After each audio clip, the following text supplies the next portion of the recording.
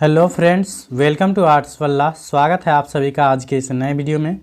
तो आज के इस वीडियो में जो है मैं आप लोगों को होम साइंस मतलब गृह विज्ञान से रिलेटेड जो है 100+ इम्पोर्टेंट MCQ करवाने वाला हूं, जो किसी एक चैप्टर से नहीं बल्कि पूरे चैप्टर से जो है मिक्स क्वेश्चन लिया गया है। और ये क्वेश्चन जो है काफ़ी इंपॉर्टेंट क्वेश्चन है, क्योंकि यहाँ जो भी क्वेश्चन मैं करवाऊँगा ये देख सकते हैं किसी न किसी बार बोर्ड एग्जाम में पूछा गया है।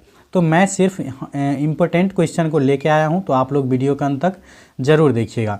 चलिए हम शुरू करते हैं। तो देखिए, पहला हमारा क्वेश्चन है, यहाँ से 12 नंबर से लिया गया है। इससे पहले पैसेज टाइप का दिया गया था, इसलिए हम छोड़ दिया, ठीक है ना। तो पहला क्वेश्चन है, जो किशोरावस्था में मासिक धर्म संकेत नहीं है, किशोरावस्था में जो है जो मासिक धर्म होता है वो किसका संकेत नहीं देता है, ठीक है। तो ये हो जाएगा आप लोगों को शादी करने का। ये शादी करने का संकेत नहीं देता है, क्योंकि शादी करना आपके मन पे डिपेंड है, ठीक है ना। तो ऑप्शन नंबर जो है बी इसका करेक्ट आंसर हो जाएगा। उसके बाद नेक्स्ट क्वेश्चन है, जो जन्म के समय कौन सा टीका लगाया जाता है। तो जन्म के समय जो सबसे पहले टीका लगाया जाता है ये लगाया जाता है BCG का, ठीक है। ऑप्शन नंबर ए इसका करेक्ट आंसर हो जाएगा। नेक्स्ट क्वेश्चन है, जो मोबाइल क्रैच घूमती है, तो मोबाइल क्रैच जो होती है वो किसके साथ घूमती है। तो याद रखिएगा ये बच्चों के साथ घूमती है, तो ये इसका करेक्ट आंसर हो जाएगा। उसके बाद नेक्स्ट क्वेश्चन है, जो जल की कमी प्रभावित नहीं करती है। तो जल की कमी जो है वो किसको प्रभावित नहीं करती है। तो देखिए, जल की कमी से जो है लार का कम बनना ये स्वाभाविक है, रूखी त्वचा ये भी हो सकता है, निर्जलीकरण की स्थिति ये भी हो सकता है। तो भूख को जो है ये जल की कमी प्रभावित नहीं करती है, तो ऑप्शन नंबर ए इसका करेक्ट आंसर हो जाएगा। उसके बाद नेक्स्ट क्वेश्चन है, जो निम्नलिखित में से कौन शारीरिक विकास के अंतर्गत नहीं आता है। तो शारीरिक विकास के अंतर्गत कौन नहीं आता। देखिए, लंबाई बढ़ेगा या वजन बढ़ेगा या दांत बढ़ेगा, तो ये सभी क्या है, शरीर के अंतर्गत आएगा। भाषा जो है ये शरीर के अंतर्गत नहीं आता है, इसलिए यह जो हो जाएगा ये शारीरिक विकास के अंतर्गत नहीं आएगा, ठीक है। तो 16 का हो जाएगा डी। उसके बाद नेक्स्ट है, जो भाषा विकास को प्रभावित करने वाले कारक है। तो भाषा विकास को प्रभावित करने वाले कारक कौन कौन है। तो देखिए, ये अभ्यास पे भी डिपेंड करता है, परिपक्वता पे भी डिपेंड करता है और स्वास्थ्य पर भी डिपेंड करता है, ठीक है। तो इसका करेक्ट आंसर हो जाएगा ये ऑप्शन नंबर डी, इनमें से सभी। उसके बाद नेक्स्ट है, जो इनमें से कौन गर्भावस्था की कठिनाइयां हैं। तो गर्भावस्था की कठिनाई कौन कौन है। तो देखिए, अपरिपक्व जन्म ये भी गर्भावस्था की एक कठिनाई है। दूसरा है गर्भकालीन विसार रक्तता जो होती है ये भी समस्या है। गर्भपात जो करवा लेती है ये भी क्या है, गर्भावस्था की कठिनाई है। तो इसका भी आंसर हो जाएगा उपर्युक्त सभी, इनमें से सभी, ठीक है। तो डी इसका करेक्ट आंसर हो जाएगा। उसके बाद नेक्स्ट क्वेश्चन हमारा है, बोला जा रहा है कौन सा तत्व विकास को प्रभावित नहीं करता है। तो विकास को कौन सा तत्व प्रभावित नहीं करता है। तो देखिए, पोषण जो है ये प्रभावित करता है, अंतःस्रावी ग्रंथियाँ ये भी प्रभावित करती है। उसके बाद रोग एवं चोट, इससे भी विकास प्रभावित होता है। तो धन से कोई विकास को लेना देना नहीं है, इसलिए धन जो है ये विकास को प्रभावित करने वाले कारक नहीं है। तो बी इसका करेक्ट आंसर हो जाएगा। उसके बाद नेक्स्ट है, जो क्षय रोग फैलने का माध्यम है। क्षय रोग फैलने का माध्यम क्या है, क्वेश्चन नंबर 20 का। तो क्षय रोग फैलने का जो कारण है सबसे मेन ये है दूषित वायु के कारण फैलता है, ठीक है। तो ए इसका करेक्ट आंसर हो जाएगा। उसके बाद 21 का है, जो दूध अच्छा स्रोत है। तो दूध जो हम लोग खाते हैं उसमें सबसे मेन चीज़ जो मिलता है कौन सा पोषक तत्व है। तो ये हम लोग कैल्शियम की प्राप्ति के लिए दूध खाते हैं। तो ऑप्शन नंबर ए इसका करेक्ट आंसर हो जाएगा। उसके बाद नेक्स्ट क्वेश्चन बोला जा रहा है, जो ध्वनि प्रदूषण के कारण हो सकता है। तो ध्वनि प्रदूषण के कारण क्या क्या हो सकता है। तो देखिए, उच्च रक्तचाप मतलब BP हाई हो सकता है, निंद्रा में बाधा आ सकता है, और बहरापन मतलब आप बहरा हो सकते हैं। तो इनका भी आंसर हो जाएगा उपर्युक्त सभी, ऑप्शन नंबर डी, ठीक है। उसके बाद नेक्स्ट क्वेश्चन है, जो स्वच्छता के किस कार्य के लिए जल अधिकतम आवश्यकता होती है। मतलब हम लोग जो स्वच्छ रहते हैं उसमें कौन से काम में जो है जल की सबसे अधिक उपयोग करते हैं। तो ये हो जाएगा कपड़ा धुलाई में, ठीक है ना। ऑप्शन नंबर बी इसका करेक्ट आंसर हो जाएगा। उसके बाद नेक्स्ट क्वेश्चन है 24 का, बोला जा रहा है टाइफाइड एवं हैजा बीमारियां किसके प्रदूषण से फैलती है। टाइफाइड और हैजा बीमारी जो है किसके संदूषण से फैलती है। तो ये जो फैलता है ये जल के माध्यम से भी और भोजन के माध्यम से, ये दोनों दूषित जब होता है ना तो उसके माध्यम से ये टाइफाइड और हैजा फैलता है। तो ऑप्शन नंबर सी इसका करेक्ट आंसर हो जाएगा, दोनों। ठीक है। उसके बाद 25 का है, जो धुएं के किस स्रोत से आंतरिक वायु प्रदूषण नहीं होता है। तो आंतरिक मतलब क्या, हमारे शरीर के अंदर का जो है वायु प्रदूषण किसके कारण नहीं होता है। तो देखिए मच्छर का कुंडल जो हम लोग जलाते हैं इसके कारण होता है प्रदूषण, ठीक है ना। सिगरेट जब पीते हैं तो ये सी भी आंतरिक प्रदूषण होता है। जैसे चूल्हा जलाते हैं तो वहाँ भी हम लोग जब रहते हैं तो श्वसन करते हैं तो उसके माध्यम से भी आंतरिक वायु प्रदूषण होता है। तो वाहन के कारण जो है ये आंतरिक वायु प्रदूषण नहीं होता है। तो ऑप्शन नंबर बी इसका करेक्ट आंसर हो जाएगा। उसके बाद 26 का है, जो प्रसवोपरांत अवधि गंभीर है। प्रसवोपरांत का मतलब क्या होता है, प्रसव के बाद।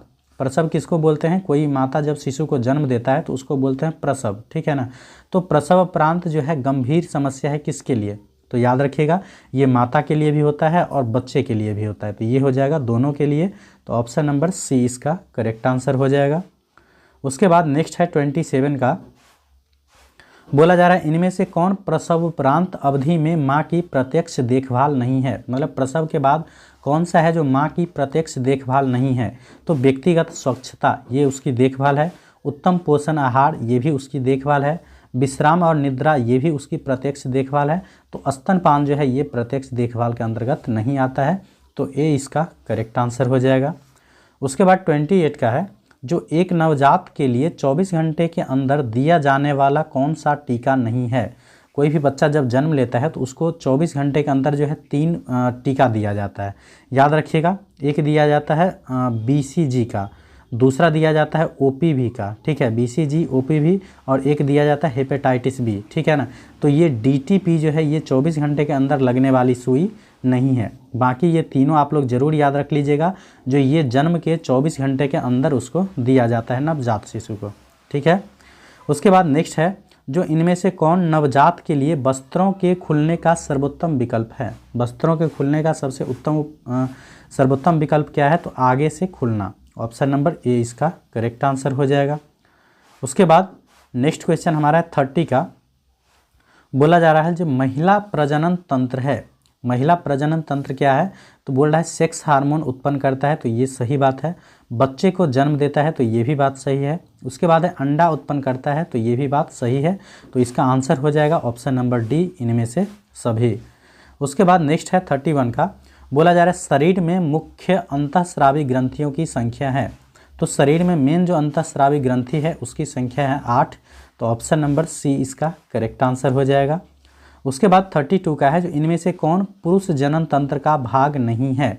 तो देखिए शुक्राशय, उसके बाद प्रोस्टेट ग्रंथि और वृषण, ये तीनों क्या है, तो पुरुष जनन तंत्र का भाग है।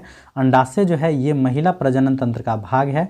तो यहाँ पूछा जा रहा था कौन सा पुरुष प्रजनन तंत्र का भाग नहीं है, तो ये हो जाएगा अंडाशय, ठीक है, क्योंकि अंडाशय जो है ये महिला प्रजनन तंत्र का भाग है। उसके बाद 33 का है, जो गर्भावस्था की अवधि कितने दिनों तक होती है। गर्भावस्था मतलब कोई जो महिला प्रेग्नेंट होती है, मतलब वो अपने गर्भ के अंदर बच्चे को कितने दिनों तक रखती है। तो याद रखिएगा ये होता है 9 महीने 10 दिन का, ठीक है। तो इसको अब दिन में बदलिएगा, तो 9 को 30 से गुना कर दीजिएगा तो कितना आएगा 270, और ये 10 दिन 280 दिन। तो गर्भावस्था की अवधि जो होती है ये होती है लगभग 280 दिनों का, ठीक है। उसके बाद नेक्स्ट क्वेश्चन हमारा है 34 का, यहाँ से 4 मिट गया है, याद रखिएगा 34 है। बोला जा रहा है इनमें से किस हार्मोन के कम स्राव से पुरुष में पुरुषत्व की कमी हो जाती है। किस हार्मोन के कमी से पुरुषत्व की कमी हो जाती है, तो ये आप लोगों को याद रखना है, हो जाएगा एंड्रोजन, ठीक है। उसके बाद नेक्स्ट है 35 का, जो रजोधर्म या मासिक धर्म स्त्रियों में सामान्यतः कब समाप्त हो जाती है। मतलब मासिक धर्म जो होती है वो बोला जा रहा है किस वर्ष के या किस अवस्था में जाके जो है वो मासिक धर्म होना ख़त्म हो जाता है। तो याद रखिएगा 45 से 50 वर्ष की उम्र में। तो ऑप्शन नंबर डी इसका करेक्ट आंसर हो जाएगा। उसके बाद 36 का है, जो मानव शरीर में शक्ति प्रदान करता है। तो मानव शरीर में शक्ति प्रदान कौन करता है, तो ये आप लोगों को याद रखना है, मानव शरीर में ये कार्बोहाइड्रेट जो है शक्ति प्रदान करता है। उसके बाद 37 का है, जो बच्चों में असमर्थता हो सकती है। तो बच्चों में जो है असमर्थता किसके कारण हो सकती है, तो याद रखिएगा ये जन्म से पूर्व भी हो सकता है, जन्म के समय से भी हो सकता है और जन्म के बाद भी हो सकता है। तो आंसर हो जाएगा ऑप्शन नंबर डी, इनमें से सभी। उसके बाद नेक्स्ट है 38 का क्वेश्चन बोला जा रहा है, जो स्त्रियों के अंडाशय में किसका निर्माण होता है। तो स्त्रियों के अंडाशय में जो है किसका निर्माण होता है, तो याद रखिएगा ये हो जाएगा अंडाणु का भी, एस्ट्रोजन का भी है और प्रोजेस्टेरॉन का भी। तो ऑप्शन नंबर डी हो जाएगा इनमें से सभी। ठीक है। उसके बाद 39 का है, जो निम्न में से कौन पोषक तत्व है। तो पोषक तत्व किसको बोलते हैं हम लोग, तो कार्बोहाइड्रेट, प्रोटीन, वसा, खनिज लवण, विटामिन, ये सभी क्या होता है, तो पोषक तत्व हो जाता है। तो इसका आंसर हो जाएगा ऑप्शन नंबर डी। उसके बाद 40 का है, जो नवजात शिशु 24 घंटे में कितना देर सोता है। तो ये होम साइंस जो है मैक्सिमम मतलब गर्ल्स लोग रखती है, तो उन लोगों को ज़्यादा अनुभव होगा हालांकि बच्चों के बारे में। ठीक है। अगर जो शादीशुदा होंगे उसको तो निश्चित रूप से पता होगा, जो मतलब अनमैरिड होंगे उनको थोड़ा सा दिक्कत होगा। हालांकि वो भी मतलब आस पड़ोस के बच्चों से ज़रूर मतलब कुछ अनुभव किए होंगे। जो नवजात शिशु बच्चा जो नया जन्म लेता है वो उसको देखिएगा तो वो मैक्सिमम टाइम सोया रहता है। इसका मतलब वो जो है लगभग 16 से 18 घंटे क्या होता है, सोया रहता है जब नया जन्म होता है। ठीक है। उसके बाद 41 का है, जो थायराइड ग्रंथि से निकलने वाला हार्मोन कहलाता है। तो थायराइड ग्रंथि से जो निकलने वाला हार्मोन होता है उसको हम लोग बोलते हैं थायरॉक्सिन हार्मोन। तो ऑप्शन नंबर बी इसका करेक्ट आंसर हो जाएगा। इसी थायरॉक्सिन हार्मोन का स्राव जब लिमिट मात्रा में नहीं होता है तो इसके कारण क्या होता है, थायराइड ग्रंथि बढ़ जाता है जो गले में होता है। तो इसी को हम लोग बोलते हैं गलगैंड या घेंघा रोग। ठीक है। तो पूछेगा थायरॉक्सिन हार्मोन के कम स्राव के कारण कौन सा रोग होता है, तो घेंघा, याद रख लीजिएगा। 42 का है, जो नमक में कौन सा खनिज मिलाया जाता है। तो नमक में जो है कौन सा खनिज मिलाया जाता है, तो याद रखिएगा ये आयोडीन मिलाया जाता है। ठीक है ना। तभी हम लोग जब नमक खरीदने जाते हैं तो क्या सर्च करते हैं, जो वह नमक कैसा हो, तो आयोडीन युक्त होना चाहिए। उसके बाद 43 का है, जो वह कौन सी अंतःस्रावी ग्रंथि है जिसे मास्टर ग्रंथि कहा जाता है। तो मास्टर ग्रंथि जो कहा जाता है ये याद रखिएगा पीयूष ग्रंथि या पिट्यूटरी ग्लैंड। ठीक है। ऑप्शन नंबर ए इसका करेक्ट आंसर हो जाएगा। इसका आकार जो है मात्र एक मटर के दाने के बराबर होता है और ये हम लोगों के कपार के मतलब ऊपर में पाया जाता है, एक गड्ढे में। ठीक है ना। उसके बाद 44 का है, जो निम्न में से कौन सा गर्भावस्था परीक्षण है। मतलब गर्भावस्था का परीक्षण का सबसे मेन माध्यम क्या है, तो जो शादीशुदा होंगे उनको निश्चित रूप से पता होगा, जो मूत्र की जांच के द्वारा हम लोग गर्भावस्था की स्थिति को पता करते हैं। ठीक है। तो ऑप्शन नंबर ए इसका करेक्ट आंसर हो जाएगा। चलिए उसके बाद नेक्स्ट का क्वेश्चन हमारा है 45 का। ठीक है।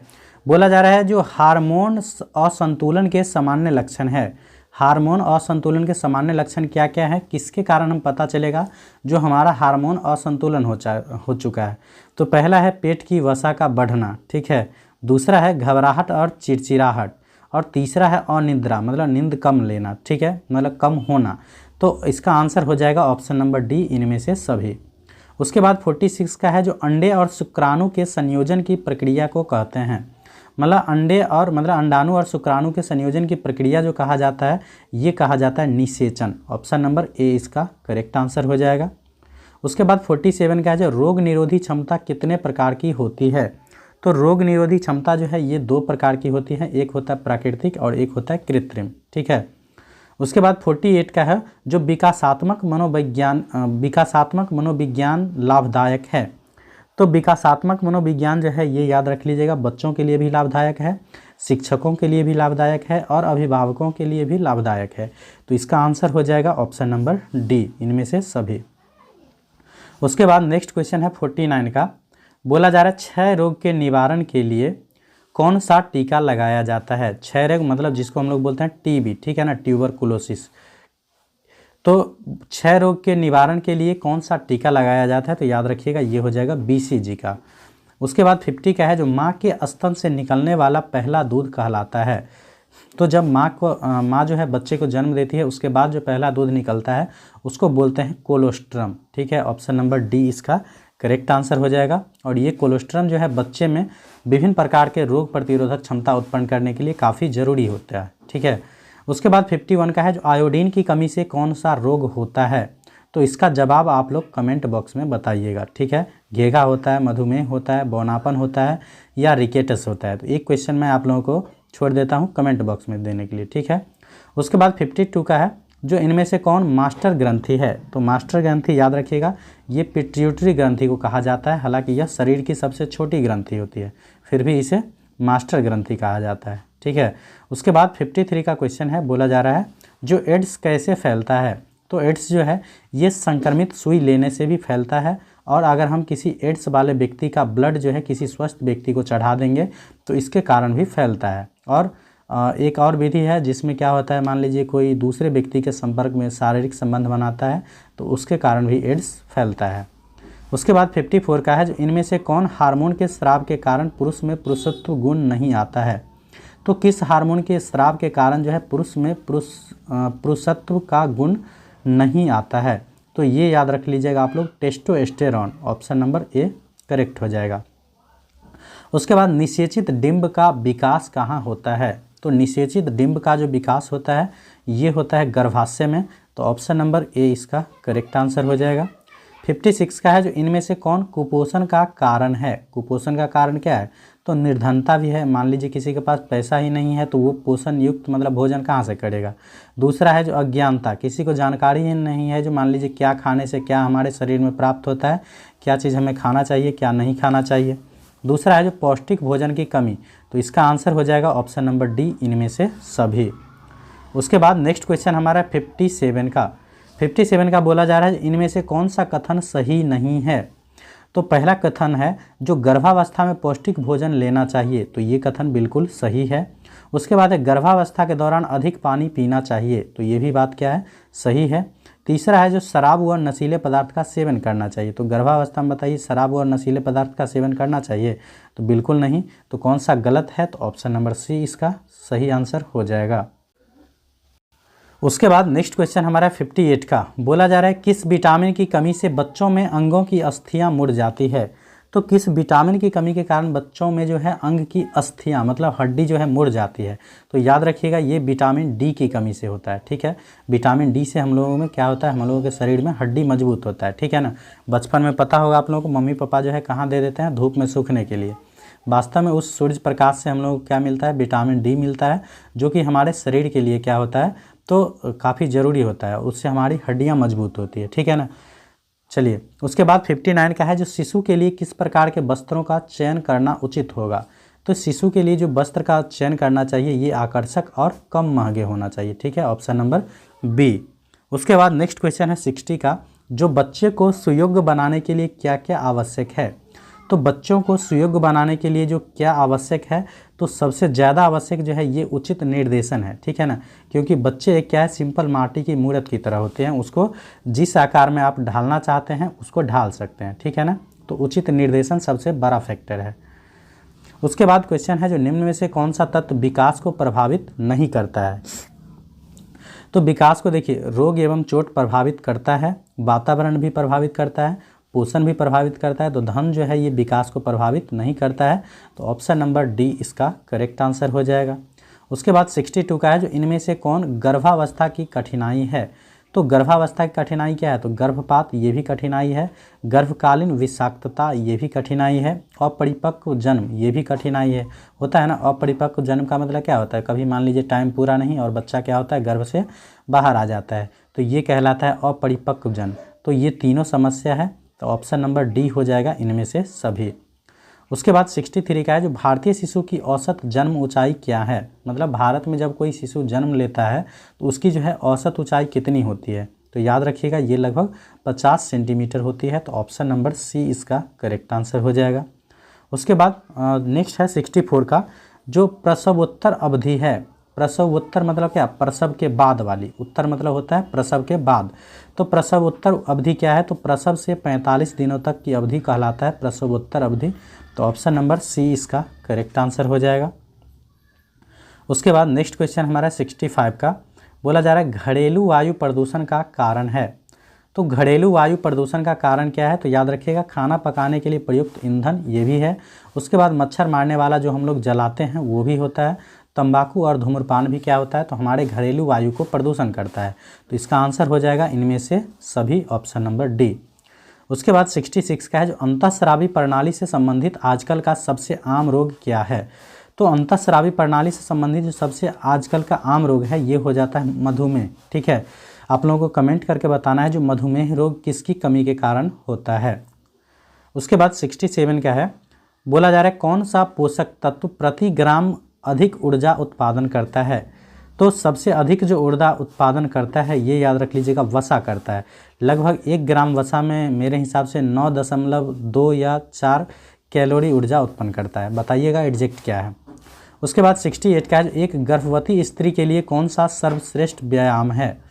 तो एक गर्भवती स्त्री के लिए जो है सबसे सर्वश्रेष्ठ व्यायाम है ये होता है टहलना, ठीक है ना। जब कोई गर्भवती होती है उसको पहला सलाह यही दिया जाता है जो वो आराम आराम से टहले करे, ठीक है ना। तो इसका ऑप्शन नंबर डी करेक्ट हो जाएगा। उसके बाद नेक्स्ट क्वेश्चन है 69 का, बोला जा रहा है जो प्रसव उपरांत देखभाल के अंतर्गत किसकी देखभाल की जाती है। तो प्रसव उपरांत देखभाल किसकी की जाती है, तो पता होगा आप लोगों को माँ की भी की जाती है और शिशु की भी की जाती है। तो ऑप्शन नंबर सी हो जाएगा दोनों का। उसके बाद नेक्स्ट क्वेश्चन हमारा है 70 का, बोला जा रहा है मासिक धर्मचक्र साधारणतया कितने दिनों का होता है। तो मासिक धर्मचक्र जो है सामान्यतः ये 28 दिनों तक का होता है। 28 दिन पे क्या होता है ये रिपीट करता है। और ये मासिक धर्मचक्र में क्या होता है, तो ब्लड में जितने भी मतलब अशुद्ध रक्त होते हैं वो क्या होता है महीने में एक बार क्या होता है शरीर से बाहर निकल जाता है। इसको हम लोग बोलते हैं मासिक धर्म, जो कि प्रत्येक 28 दिन पर रिपीट करता है। उसके बाद 71 का है, जो नर में शुक्राणु किस नलिका में स्थित होता है। तो नर में जो शुक्राणु स्थित होता है ये याद रखिएगा शुक्रवाहिका नलिका में होता है। तो ऑप्शन नंबर सी इसका करेक्ट आंसर हो जाएगा। उसके बाद 72 का है, जो हार्मोनल असंतुलन का सामान्य लक्षण है। तो हार्मोनल असंतुलन का सामान्य लक्षण क्या है, तो पेट में चर्बी बढ़ जाना ये भी है। उसके बाद अनिद्रा भी है और घबराहट एवं चिड़चिड़ाहट भी है। तो इसका आंसर हो जाएगा ऑप्शन नंबर डी, इनमें से सभी। उसके बाद नेक्स्ट क्वेश्चन है 73 का। 73 का बोला जा रहा है इनमें से कौन पहले कुछ दिनों के दौरान बच्चे की देखभाल के अंतर्गत आता है। तो कुछ दिन पहले तक बच्चों की देखभाल के अंतर्गत क्या क्या आता है, तो याद रखिएगा बच्चों को गर्म रखना ये भी आता है, गर्भनाल की देखभाल करना ये भी आता है, और माँ के दूध के अलावा कुछ नहीं देना ये भी क्या आता है बच्चों की देखभाल के अंतर्गत ही आता है। तो इसका आंसर हो जाएगा ऑप्शन नंबर डी, इनमें से सभी। उसके बाद गर्भ में शिशु का विकास कितने दिनों में होता है। तो गर्भ में जो है शिशु का विकास ये पता होगा आप लोगों को 280 दिनों में हो जाता है। उसके बाद 75 का है, जो निम्न में से कौन गर्भावस्था की अवस्था नहीं है। तो याद रखिएगा बीजावस्था, भ्रूणावस्था और पिंड अवस्था ये सभी गर्भावस्था की अवस्था है। शैशवावस्था जो है ये गर्भ अवस्था की नहीं, याद रखिएगा ये जन्म के बाद की अवस्था है। लगभग 0 से 2 वर्ष तक का होता है शैशवावस्था, इसमें बच्चों के विकास की गति जो है सबसे अधिक होती है। उसके बाद नेक्स्ट क्वेश्चन हमारा 76 का, बोला जा रहा है अंतःस्रावी ग्रंथियाँ होती है। तो अंतःस्रावी ग्रंथियाँ जो होती है ये लगभग नालिका विहीन होती है। तो ऑप्शन नंबर ए करेक्ट हो जाएगा। उसके बाद महिलाओं में कितने अंडाशय होती है। तो महिलाओं में जो है कितने अंडाशय होती है, तो याद रखिएगा ये 2 हो जाएगा। उसके बाद नेक्स्ट क्वेश्चन है, जो इनमें से कौन सा हार्मोन पीयूष ग्रंथि से स्रावित होता है। तो पीयूष ग्रंथि जिसको पिट्यूटरी ग्रंथि भी बोला जाता है, ये मास्टर ग्रंथि के नाम से जाना जाता है। तो कौन सा हार्मोन स्रावित होता है, तो याद रखिएगा ये वृद्धि हार्मोन स्रावित होता है इसी से, ठीक है ना। अगर पीयूष ग्रंथि से निकलने वाला स्राव अधिक मात्रा में निकल जाता है तो कोई व्यक्ति काफ़ी ज़्यादा लंबा हो जाता है, और जब पिट्यूटरी ग्रंथि से जो है स्राव कम होता है तो वो व्यक्ति क्या हो जाता है बौनापन हो जाता है। उसके बाद शुक्राणु और अंडाणु के मिलन को कहते हैं। तो शुक्राणु और अंडाणु के मिलन को क्या कहते हैं, तो याद रखिएगा निषेचन कहते हैं। तो ऑप्शन नंबर डी इसका करेक्ट आंसर हो जाएगा। उसके बाद नेक्स्ट क्वेश्चन है, जो निम्न में से कौन मादा प्रजनन प्रणाली का भाग नहीं है। कौन सा मादा प्रजनन प्रणाली का भाग नहीं है। तो देखिए गर्भाशय, अंडाशय और डिंबवाहिनी ये क्या है मादा प्रजनन प्रणाली का भाग है, और शुक्रवाहिका जो है ये पुरुष प्रजनन प्रणाली का भाग है, इसलिए ये नहीं हो जाएगा। तो ऑप्शन नंबर ए करेक्ट हो जाएगा। उसके बाद 81 का है, जो गर्भावस्था का प्रथम लक्षण क्या है। तो गर्भावस्था का सबसे मेन लक्षण जो है ये हो जाता है मासिक धर्म का बंद होना, ठीक है ना। जब ये आप गर्भ धारण करेंगे तो आपका क्या हो जाएगा मासिक धर्म बंद हो जाता है। तो ये सबसे मेन लक्षण है उसकी। उसके बाद 82 का है, जो बच्चों को पूरक आहार कितने माह के बाद देना चाहिए। तो बच्चों को जो पूरक आहार देना चाहिए ये लगभग 6 महीने बाद देना चाहिए। तो ऑप्शन नंबर ए इसका करेक्ट आंसर हो जाएगा। 83 का बोला जा रहा है, जो मानव शरीर का सबसे बड़ी ग्रंथि क्या है। तो मानव शरीर की सबसे बड़ी ग्रंथि है ये हो जाएगा यकृत। ठीक है, आप लोगों को कमेंट करना है जो मानव शरीर की सबसे बड़ी हड्डी कौन सी है। ठीक है, उसके बाद नेक्स्ट हमारा है 84 का, बोला जा रहा है कौन सा रोग वायु द्वारा नहीं फैलता है। तो कौन सा रोग है जो वायु द्वारा नहीं फैलता है, तो याद रखिएगा ये हो जाएगा ऑप्शन नंबर बी, हैजा। बाकी सर्दी हो गया, क्षय रोग हो गया, खसरा हो गया, ये सभी जो है वायु के द्वारा फैलता है। उसके बाद 85 का है जो बच्चों में अस्थायी दांतों की संख्या होती है। तो बच्चों में जो अस्थायी दांत की संख्या होती है ये होता है 20। ठीक है ना, अस्थायी दांत किसको बोलते हैं, तो जो आता है जन्म के बाद और फिर से टूट जाता है, जिसको दूध का दांत भी बोलते हैं। ठीक है, तो अस्थायी दांतों की संख्या कितनी होती है, 20। उसके बाद 86 का है जो निम्न में से कौन पाचन तंत्र की गड़बड़ी है। पाचन तंत्र की गड़बड़ी क्या है, तो कब्ज होना, उसके बाद उल्टी आना, अपच, ये सभी है, तो ऑप्शन नंबर डी हो जाएगा। उसके बाद 87 का है जो निम्न में से कौन हार्मोन का कार्य है। हार्मोन का कार्य क्या है, तो प्रजनन करना, वृद्धि और विकास करना, भावनाएं एवं मनोदशा। तो इसका भी आंसर हो जाएगा इनमें से डी, इनमें से सभी, ऑप्शन नंबर डी। उसके बाद 88 का है जो जीवन रक्षक हार्मोन किस ग्रंथि से स्रावित होता है। तो जीवन रक्षक हार्मोन जो स्रावित होता है ये होता है एड्रीनल ग्रंथि से। ठीक है, तो ऑप्शन नंबर ए इसका करेक्ट आंसर हो जाएगा। याद रखिएगा इसे सुप्रारीनल ग्लैंड भी बोला जाता है। ठीक है, एड्रीनल ग्रंथि को। उसके बाद नेक्स्ट क्वेश्चन हमारा है शिशुओं के पाचन तंत्र के लिए कौन सा दूध सबसे उपयुक्त होता है। तो पाचन तंत्र के लिए जो सबसे उपयुक्त दूध होता है ये होता है माँ का दूध। ठीक है, ऑप्शन नंबर ए इसका करेक्ट आंसर हो जाएगा।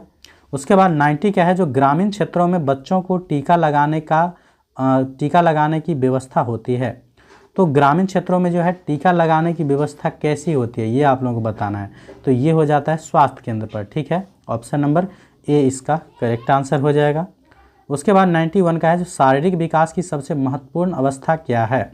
तो शारीरिक विकास की सबसे महत्वपूर्ण अवस्था जो है ये हो जाती है शैशवावस्था, जो कि लगभग मेरे हिसाब से 0 से 2 वर्ष का होता है। हालांकि आप लोग कंफर्म कर दीजिएगा कमेंट में। इसमें जो है विकास की गति काफ़ी तीव्र होती है, इसलिए यह अवस्था सबसे महत्वपूर्ण माना जाता है विकास की दृष्टि से।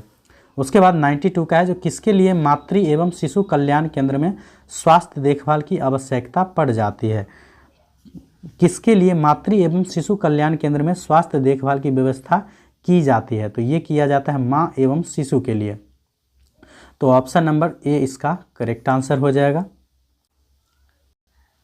उसके बाद नेक्स्ट क्वेश्चन है 93 का, जो निम्न में से कौन ध्वनि प्रदूषण का सबसे आम कारण है। तो ध्वनि प्रदूषण का जो सबसे आम कारण है ये हो जाता है यातायात। ठीक है, तो ऑप्शन नंबर जो है ए इसका करेक्ट आंसर हो जाएगा, क्योंकि यातायात चलते हैं तो क्या होता है, वाहन चलता है तो उससे विभिन्न प्रकार के धुआं निकलता है, उसके कारण क्या होता है, वायु प्रदूषण होता है। उसके बाद 94 का है जो वस्तुओं को जलाने में कौन सी गैस उत्पन्न होती है।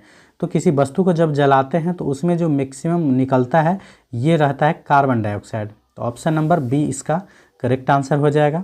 उसके बाद 95 का है जो वायु प्रदूषण को कम किया जा सकता है। तो कैसे वायु प्रदूषण को कम कर सकते हैं, तो सार्वजनिक वाहन सेवा का उपयोग करें। इससे हम पर्सनली मतलब अधिक वाहन का मतलब उपयोग नहीं कर पाएंगे।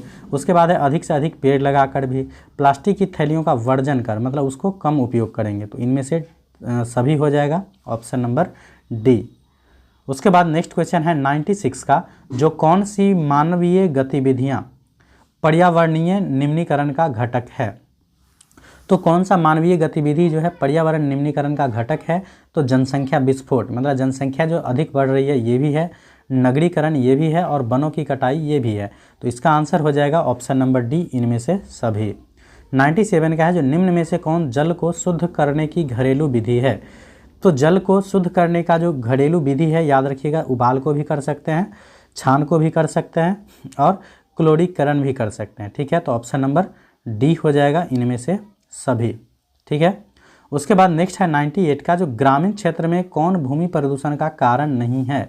तो ग्रामीण क्षेत्र में भूमि प्रदूषण का कारण कौन नहीं है, तो देखिए नालियों का पानी ये ग्रामीण क्षेत्र में है भूमि प्रदूषण का कारण। कीटनाशक ये भी क्या है।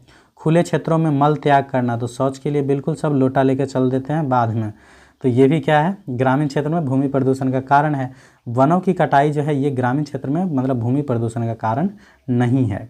ठीक है, उसके बाद नेक्स्ट है 99 का, बोला जा रहा है जो सामान्य गर्भावस्था कितने हफ्तों की होती है, तो ये दिन तो मैंने बता दिया है 280 दिन का, इसको सप्ताह में बदलना है तो 7 से भाग कर देंगे तो कितना आ जाएगा 40 सप्ताह। तो ऑप्शन नंबर ए इसका करेक्ट आंसर हो जाएगा। उसके बाद 100 का है जो कौन सा हार्मोन महिलाओं में दूध के स्राव को उत्तेजित करता है, तो दूध के स्राव को जो उत्तेजित करता है महिलाओं में ये होता है प्रोलैक्टिन हार्मोन। तो 100 का क्या हो जाएगा, ए हो जाएगा। उसके बाद नेक्स्ट है मनुष्य में कितने जोड़े गुणसूत्र होते हैं, तो मनुष्य में जो गुणसूत्र पाया जाता है ये पाया जाता है 23 जोड़ा या 46 बोल सकते हैं, ठीक है। उसके बाद नेक्स्ट है मानव शरीर में पीयूष ग्रंथि कहाँ स्थित होता है, तो मैंने बताया था आप लोगों को, जैसे ये आप लोगों का खोपड़ी हो गया, ये आपका सामने वाला चेहरा हो गया, तो यहाँ ऊपर में जो होता है ये पाया जाता है, तो इसको हम लोग बोलते हैं मस्तिष्क में। ऑप्शन नंबर बी इसका करेक्ट आंसर हो जाएगा। नेक्स्ट क्वेश्चन है उसके बाद है 103 का, जो निम्न में से कौन सी ग्रंथि हड्डियों और मांसपेशियों के विकास को नियंत्रित करती है, तो ये जो करता है ये पिट्यूटरी ग्रंथि करता है, तो ऑप्शन नंबर बी इसका करेक्ट आंसर हो जाएगा। उसके बाद 104 का है जो निम्न में से कौन सी अंतःस्रावी ग्रंथियाँ गर्दन में स्थित होती है, तो गर्दन में मैंने बताया था आप लोगों को थायराइड ग्रंथि होती है, तो ऑप्शन नंबर डी इसका करेक्ट आंसर हो जाएगा। इसी थायराइड ग्रंथि से क्या होता है, थायरॉक्सिन हार्मोन निकलता है, ठीक है ना। जब आयोडीन की कमी हो जाती है तो थायरॉक्सिन स्राव का बनना कम हो जाता है, जिससे थायराइड ग्रंथि क्या हो जाता है, बढ़ जाता है। तो जब थायराइड ग्रंथि बढ़ जाता है गले में तो उसको हम लोग बोलते हैं घेघा रोग, ठीक है। उसके बाद नेक्स्ट क्वेश्चन है जो कौन सा हार्मोन हृदय की धड़कन को उत्तेजित करता है, तो हृदय की धड़कन जो उत्तेजित करता है ये करता है थायरॉक्सिन हार्मोन, तो ऑप्शन नंबर ए इसका करेक्ट आंसर हो जाएगा। उसके बाद नेक्स्ट क्वेश्चन बोला जा रहा है, नेक्स्ट क्वेश्चन है जो निम्न में से कौन सी ग्रंथि इंसुलिन बनाती है, तो इंसुलिन बनाती है ये बनाती है अग्न्याशय ग्रंथि, ठीक है। और इंसुलिन की कमी से जो है ये मधुमेह रोग होता है, ठीक है। उसके बाद नेक्स्ट है और आज का लास्ट क्वेश्चन, जो निम्न में से कौन सी बीमारी वायु प्रदूषण के कारण होती है, तो वायु प्रदूषण के कारण जो होती है ये हो जाती है अस्थमा, तो ऑप्शन नंबर बी इसका करेक्ट आंसर हो जाएगा। तो चलिए इस प्रकार से मैंने आज के इस वीडियो में जो है लगभग 100+ इंपॉर्टेंट ऑब्जेक्टिव क्वेश्चन करवा दिया हूँ होम साइंस से, ठीक है। आप लोग अगर पढ़े भी होंगे तो निश्चित रूप से इसे देख लीजिएगा रिवीजन के तौर पे, क्योंकि ये मैंने जितना भी क्वेश्चन करवाया है ये सभी किसी न किसी बार बोर्ड एग्जाम में पूछा गया है, इसलिए ये सभी क्वेश्चन जो है काफ़ी इंपॉर्टेंट है। अगर जो लोग लास्ट तक क्वेश्चन देखे होंगे तो अपना नाम और ज़रूर बता दीजिएगा जो मैंने लास्ट तक देखा है, ठीक है। तो चलिए मिलते हैं नेक्स्ट वीडियो में, तब तक के लिए बाय। अगर इस वीडियो में जो है काफ़ी अच्छा सारा रिस्पॉन्स रहा तो इसको मैं 5 पार्ट लाऊंगा जिसमें आप लोगों को होम साइंस पूरे कंप्लीट करवा दूंगा, ठीक है। और एक भी क्वेश्चन इससे बाहर नहीं जाएगा, ठीक है। तब तक के लिए बाय, मिलते हैं नेक्स्ट वीडियो में।